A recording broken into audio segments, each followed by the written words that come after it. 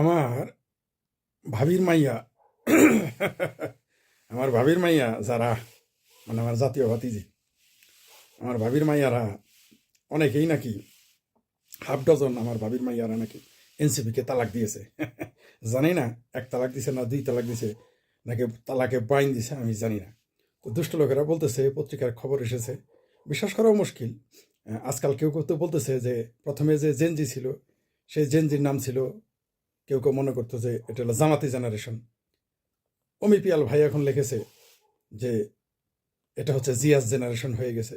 যাই হোক, তারেক জিয়া আসার পর পরই খেলা কিন্তু উল্টাপাল্টা হয়ে গেছে। মানে কোথাকার বল যে কোথায় যাচ্ছে। নুরা নুরা এতদিন চাপা মারলো, ক্ষমতার যদি লোভ থাকতো তাহলে তো আওয়ামী লীগেই যেত। আমার এক ছোট ভাই আশরাফুল পোস্ট দিয়েছে যে দিনে 72 ঘন্টায় সে মানে একদিনে সে 3বার ডিগবাজি দিল বিপি নুরা। ভালো কথা, দিতেই পারে। আবার রাজশাহীতে নাকি ধানের শেষে বা মানে সে গণরিয়া অধিকার পরিষদ ছেড়ে দিয়েছে, বিএনপি নমিনেশন নিতেছে। মানে ধোলাই অন্ধকার, কোন প্লেয়ার যে কোন দলে খেলতেছে বোঝা বড় মুশকিল। যাই হোক, সেটা আলাদা বিষয়।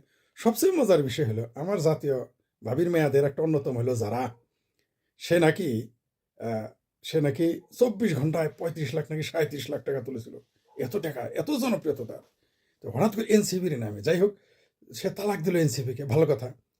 তো তালাক দেওয়ার যে ঘর সংসার যখন করলো এনসিপির সাথে, তো এনসিপির সাথে ঘর সংসার করার সময় যে টাকা তুলছিল সে টাকা কি ফেরত দিবে?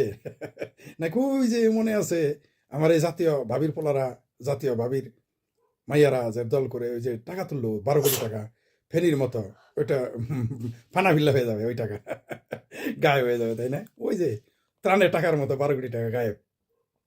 তো এই যে নির্বাচনের তহবিল তুলে এই টাকা কি গায়েব?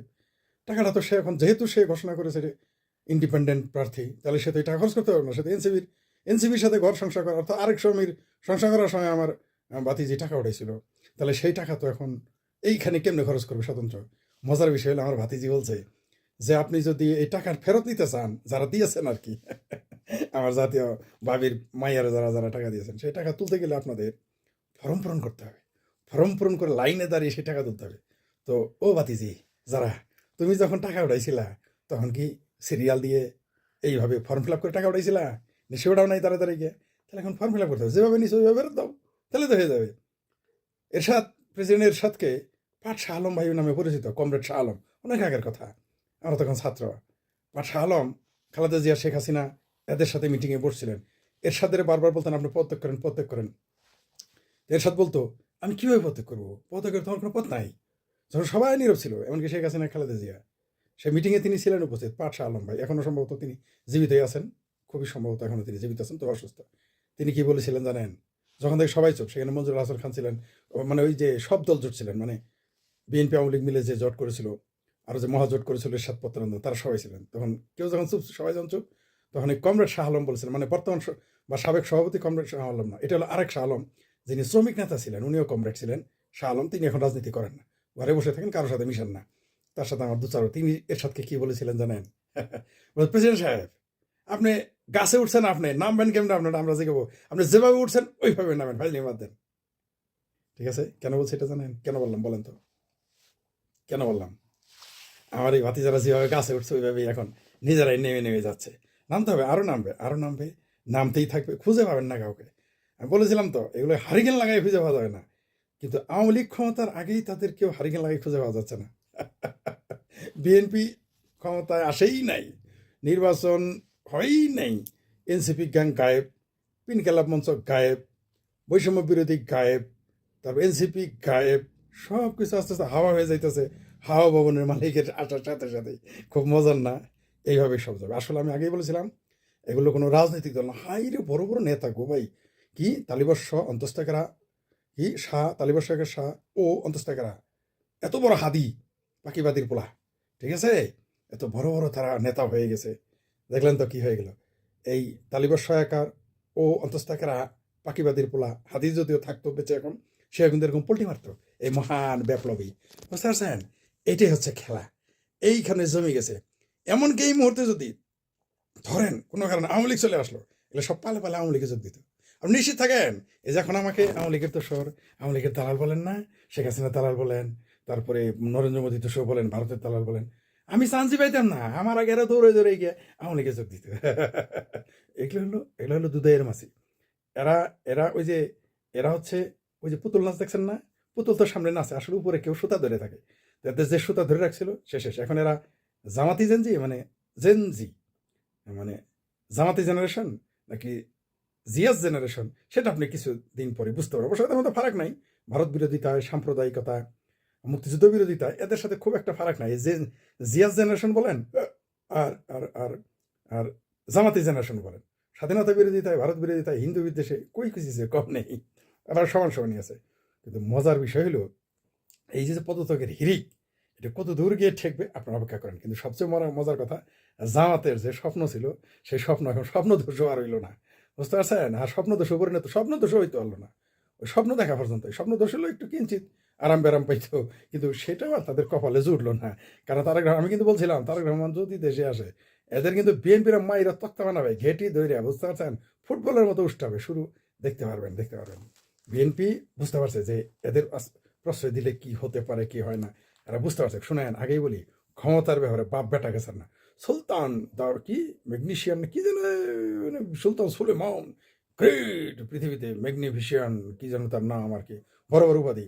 ক্ষমতার কারণে বাপেরে মারছে, নিজের দুই পোলারে মেরে ফেলাইছে। ক্ষমতায় বাপ পোলাকে ছাড়ে না, পোলা বাপকে ছাড়ে না, চাষা ভাতিজাকে ছাড়ে না, ভাতিজা চাষাকে ছাড়ে না। আর বিএনপি বুঝে জামাতকে ছাড়বে। আমি জানতাম এটা করবে, আরো কি কি করবে দেখতে পারবেন। খুব মজার। অলরেডি কিন্তু জামাতিরা তাকে, তারেক রহমানকে কিন্তু ভারতের দালাল বলা শুরু করে দিয়েছে। কেউ কেউ তো লেখা শুরু করছে, বলা শুরু করছে যে ভারতের সাথে চুক্তি করে আসছে। খুব মজার না? আরো মজার ঘটবে। অপেক্ষা করতে থাকেন, অনেক খেলা দেখতে থাকবেন। ফাইনাল গেম যে কি হবে সেটা একটু অপেক্ষা করেন, আরেকটু দেখতে থাকেন। সবচাইতে মজার যে গেমটা হবে, ইলেকশনের যেদিন নমিনেশন যাচাই হবে, ফাইনাল সত্যি যদি ইলেকশন হয়। এখন বলুন ভাই, এখনো বলতেছেন সত্যি ইলেকশন? শোনেন, শয়তান যত ভালো কথাই হোক, শয়তানটা বিশ্বাস করা মুশকিল। ইউনুস হলো ইবলিশের চেয়ে বড় শয়তান, আর জামাত হলো ইউনুসের চেয়ে বড় শয়তান। বুঝতে পারছেন তো? ইউনুস হলো ইবলিশের চেয়ে বড় শয়তান, আর জামাত হলো ইউনুসের চেয়ে বড় শয়তান। সুতরাং আপনি এদের কোন সময় যে কোন কেরামতি করবে। তো সবচেয়ে ধরা খাই গেল জামাত, হাদিরে মাইরা, ভারতের নাম দিয়া, শেখ হাসিনার নাম দিয়া, মির্জা আব্বাসের নাম দিয়ে, বিএনপির নাম দিয়ে ক্যাশ করতে চাইছিল, কিন্তু ধরা খাই গেল। বিএনপি নিজে এটাকে ক্যাশ করলো। তারা যেমন কি গেমটা খেলে দিল দেখছেন। হাদির ক্যাশ, জামাতির যে প্ল্যান ছিল, তারেক রহমান সেটা এসে, তারেক যে সেটা, সেই ক্যাশটা তাদের পকেটে নিয়ে নিল। ইয়াকে রাজনীতি বলে। তারেক রহমান কিন্তু জানে যে হাদি বাংলাদেশের আওয়ামী লীগ বিএনপির একটা কাউন্সিলরদের বালের সমান যোগ্যতা নাই। তারপরে তিনি তার কবর জিয়ারত করতে যান, তার জন্য ভিডিও বানান। কারণ এটাই রাজনীতিবিদদের এটাই হচ্ছে রাজনীতি। মনে করেন যারা আপনি পছন্দ করেন না, কিন্তু তার জানা যায় কি আপনি চিৎকার চেঁচামেচি করবেন আর চাপা মারবেন, তার সাথে আমার এমন সম্পর্ক ভালো ছিল, এমন ছিল, আমার জন্য সেটা করছে, আমি তার জন্য সেটা করছি। এগুলো রাজনীতিবিদ, এগুলো রাজনীতিবিদ। হাদিকে এখানে যে হাদির একটা ব্যবসা হলে, বুঝতে পারছেন? হাদি চেতনা শেষ, এনসিপি চেতনা গায়েব, মুক্তিযুদ্ধের চেতনা গায়েব করবা সোনার চান্দরা, হ্যাঁ? 1971 সালের চেতনা ধ্বংস করতে আইছিল। তোমাদের 24-এর চেতনা কোথায় গিয়ে ঠেকে এখন দেখো। তবে আমার ভাতিজির, যেহেতু ভাতিজি, আমি এদের না খারাপ কথা বলতেছি না, আমার ভাতিজির শখ মিটে গেছে রাজনীতির, তার জন্য এখন এনসিপি থেকে বাড়াই গেল। ও ভাতিজি যারা, এখনই তোমার সঙ্গে এনসিপির সাথে রাজনীতির খাস মিটে গেল, ঘটনা কি? সবই বুঝি। তোমরা যে কার কামলা দিছ সবই জানি, তোমরা যে ভবিষ্যতে কার কামলা দিবে তাও জানি। আমরা জানতাম কিছুই থাকবে না, এগুলো হাওয়াই মিঠাই। এনসিপি মেনসিপি ফেনসিপি, বৈষম্য বিরোধী, ফিনকালাম মচা, এনসিপি নেত্রী তাসনিম জারার পদত্যাগ। সেন্টার, এগুলো সব, এগুলো কি আমরা জানি? তোমাদের আমরা চিনি। দেখতে থাকেন। আরো সামনে সুন্দর খেলা আছে, দেখতে থাকেন।